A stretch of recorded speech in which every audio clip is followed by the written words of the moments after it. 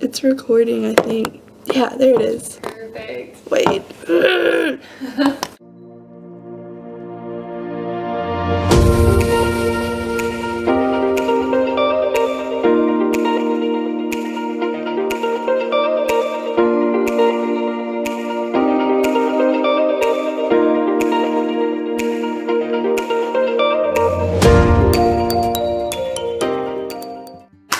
Welcome to the vlog!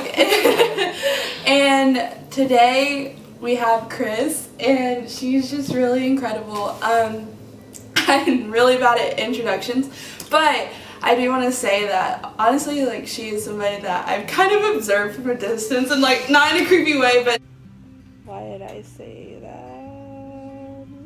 She just, I don't know, she has an incredible story, but also, like, as I got to know you over that coffee date, I was very inspired, just like the humility that you carry and the humility that you talk with, but also in how you treat others so well. Like, you don't seem to, I don't know, like, you always, I don't know how to explain it. You just, like, you're so relational, and just, like, you love people so well and just have such a caring and gentle spirit, and I think it's really special and awesome. But I just wanted to, like, give her opportunity to, like, talk about what she's passionate about, and, like, whether it's little bits of her story or anything, because I feel like you guys should definitely get to know her, whether that be through this, or if you are actually, you know her, then yeah, definitely get to know her more, but all the friends. But yeah, so Kris, if you just want to talk about just who you are and, like, to the people. Awesome. Yes. Okay, so my name's Kris. I am a biology pre-med major at Lee, and I am a crossover route leader. And anything else? What is your favorite holiday? Ooh, probably 4th of July. Whoa. Just because, yeah, I love fireworks, and it's like the summertime, so I feel like everyone has time to kind of like hang out and have fun. You just do like fun things at the beach. Christmas is great, but I really hate the cold, so. I love Christmas. Also, that dog. Oh, it's such a cute dog. There's a window behind this video, and so it's might be really distracting, especially if a husky comes along. I have prime dog real estate. Yeah, it's incredible. But yeah, so so Kris, if you just want to, like, share about, like, things that you're passionate about, and, like, yeah, what are you passionate about? Okay, so essentially I'm very passionate about the medical field and the homeless population. That's like the heart of what I wanted to talk about. But I started out as a theology major at Lee, and then transitioned to biology, which a lot of people who know me know that, and just saw it kind of out of the blue transition. But there are so many connections that I think are relevant to this. So I love Jesus, want to help people, and so I thought a great way that I could do that was to study God's Word and the theology behind it, and that would equip me to share the gospel better, and to serve people better.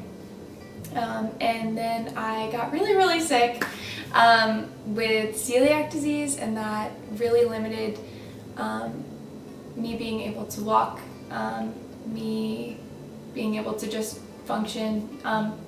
I can't eat gluten. It was just a major life change, and that's when I realized that no matter what you have, if you're like smart, funny, have money, literally anything, it doesn't matter if you don't have your health. So through that transition, I found that I wanted to pursue medicine, and to help the homeless population, because if you're already in a hard situation and you're trying to get out of it, but you have health like restricting you, it just perpetuates poverty. Yeah. Yeah. So, like, going back to what you're saying, like with your story and how your story did like inspire you to step into medicine and help people, and also like health is so essential to our lives and the lives that we live. What was that, I guess, process like of I don't know, like not being able to like have what you used to have, and like I know you mentioned before just like you love to learn and like reading, and those abilities were almost like taken away for a time. And so what did that look like for you, and like whether that developed like empathy or if that made sense. No, you make sense. So what happened with that was there are certain things that I held very close to me, like how I would deal with stress of school or the stress of life is I would run or be physically active. And so when that was taken away from me, I didn't really know how to cope with things. I felt like I just had my coping mechanisms completely removed. And so in that, you draw closer to God. You kind of go through this why phase of why is this happening? How can I like move on from this? But once you go through that why phase, you come back to hopefully being content, knowing that God loves and cares so much for you, and just so well orchestrates every part of your life, specifically to you, to either teach you or grow you or to save you in certain senses. And so through that, it really taught me to be content in every season, even if I'm wheelchair bound for the rest of my life or can't pursue the things that I thought I was supposed to. It was,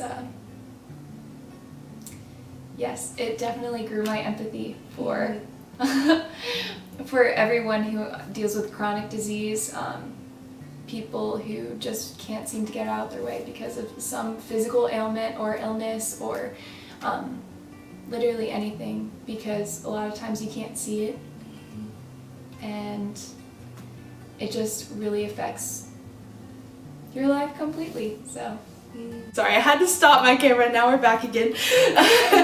But I just wanted to say, like, with that and like how you were forced to like very much so slow down, and that's something that's very countercultural and very almost not celebrated a lot. And we are typically celebrated when we are busy and when we're excelling and accomplishing, which isn't, those things aren't necessarily bad, but when we find our total purpose in those things, that's when it gets really rough. And you mentioned how those hardships definitely drew you closer to the Lord, whether that meant like you were asking him questions about what was going on, but you still involved him in all of it. But so with all that being said, like how did that look like on a daily basis, and just like taking it one day at a time and actually allowing yourself to like receive rest and also like gain solitude in your heart for that season, if that makes sense? Because I feel like that's something that I'm not good at and a lot of people are not good at, and so it just sounds like you had a really like special opportunity to almost develop that in yourself in a very hard manner. But like, what did that look like for you? Yeah, so it was definitely a learning process. Spring of my sophomore year was kind of the heat of just my health deteriorating, and so I was going to a lot of doctors and stuff, but I was just so hard-headed that I was convinced that I was going to go back to Lee that following semester. And so it was about the day before, I think, I was supposed to go back, and I still couldn't walk at that point, but I was just like, I'll get a wheelchair, I'll do whatever I need to do, like I can't stop, I'm gonna get behind, just so many things that don't really matter. in the grand scheme of things. And so once I decided I was staying home that semester, that was when I got really angry with God. And I just kind of, I know that education isn't a bad thing. And I know that the things that I wanted weren't bad. Mm-hmm. And so it was very hard for me to understand not having that or not being able to have that. Being busy was definitely something that I did to push off dealing with things. And so when I did have to slow down and I finally accepted the fact that I need to rest so that I can get better, it was a daily battle to choose that. So what that looked like was some days I would be frustrated and I would work through that because I didn't have anything else to do. And then going through that to, okay, so I have all this time to rest and to, I guess, renew my spirit, and so I should take advantage of it. But not in a way where, oh, I can't work academically, so I really need to work spiritually, because that's definitely a trap that I can so easily fall into. Just longing to be productive. Mm-hmm. But physical rest is good. Yeah. Yes. Yeah. Wow. So I guess, like, since now you're kind of back into, like, the grind of, like, school, and you are in one of the toughest majors, if not the toughest majors at least, and so it's just that requires a lot out of you in terms of studying, and I'm sure there's a lot of busyness on top of that. So how have you taken the rest and the solitude from that season and brought it into the life that you live now, which may look probably a lot different than it did then? So yeah, so before I got sick and before I went through all of that, I would exercise very regularly and very intensely. I would involve myself in as many clubs as possible. Mm-hmm. And I could go on. But through that journey, I've learned to prioritize and to really try to understand what's important for me now, maybe different than what was important for me then, and trying to figure that out prayerfully, and really spend time with people who can call me out and be like, okay, Kris, you're getting into the tornado of things where you just kind of spiral out and work too hard. And I do catch myself doing that. Mm-hmm. But in that, sometimes I might have to miss an event or something that I might have to cancel a coffee date if I just need that rest. And luckily I have awesome friends who understand that when I need to cancel or something like that. But yeah, balance is good. Yeah, balance is good. Yeah, it sounds like there's just, like, a lot of freedom in being able to say yes and no, and kind of realize, like, what is important to you, because it's just, if our drive to do things is out of fear of not having purpose, then it's like we're gonna be tired in like a month or two. It's just not a sustainable lifestyle.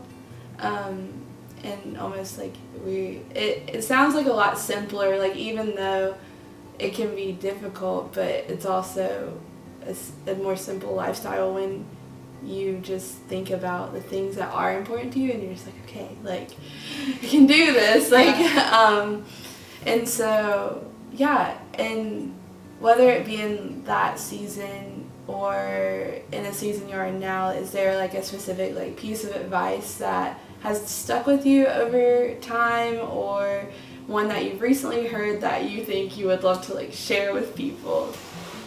I think the world is in a very self-care-esque place, which is really good. It's good to take care of yourself, because if you're just so drained, you can't really do much with that, but I think of self-care in a different way than I used to. I feel like the typical self-care-esque, I don't even know what you would call that, is like taking a night for yourself, like treating yourself and like doing things that you love to do, which is so fun. But the things that I love to do, that I like to focus on, are more, they're healthy habits. So sometimes it is like staying in and watching a movie, but a lot of times it's taking a walk in nature.